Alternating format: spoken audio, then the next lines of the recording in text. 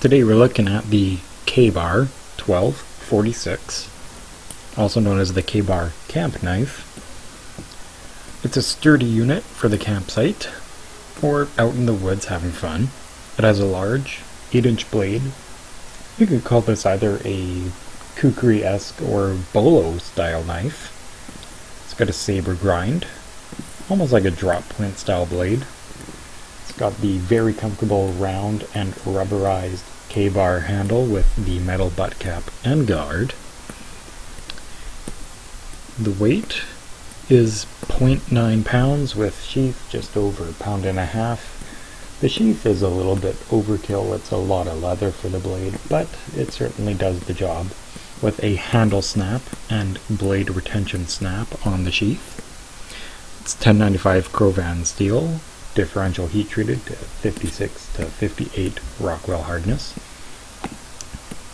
It's a great chopper.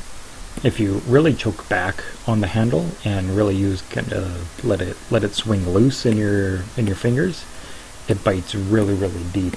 I would say pretty much about the same of the Kabar BK7, but I think the BK7 is just a better choice being full profile tang instead of full stick tang. It chopped very well. It cleared off those small branches off that tree with a quick flick of the wrist.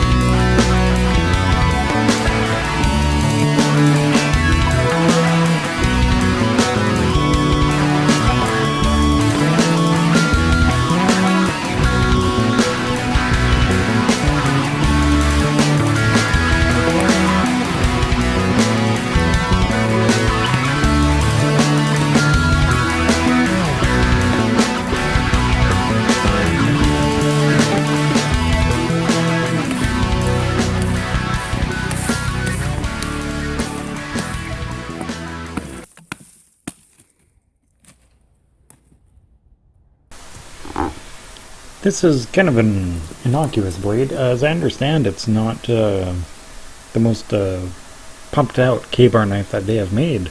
I hear it's actually pretty rare and hard to find. I found this at a local gun show, and I was lucky enough to get a straight up trade for it. And it certainly is an amazing camp knife. I've thrown this thing, I've been batoning and chopping with it, and it's unbreakable. It's a pretty good veggie and potato peeler and food slicer as well for its size. It definitely does feel a bit like a cleaver in the hand with food, but certainly does the job. That thick saber grind on that 1095 steel certainly split that wood well. It chops good. The 20-degree bevel per side is strong, but it still does a decent amount of feather sticking.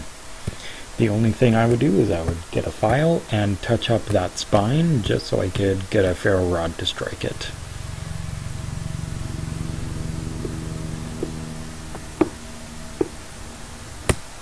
Now I would probably compare this to I'm not sure what I'd compare it to. You could put this against some of the Ontario survival knives. It would go head to head with those pretty well. I think this one I'm going to keep as my Jeep survival knife. Just throw it in the trunk, keep it there with the axe. Split that wood well, and going on to the feather sticks, I was just figuring out the right angle for the steel to bite in. But anyways, for a knife that weighs just around a pound, it's really good. If you want a chopper, a slicer, if you can find it on eBay,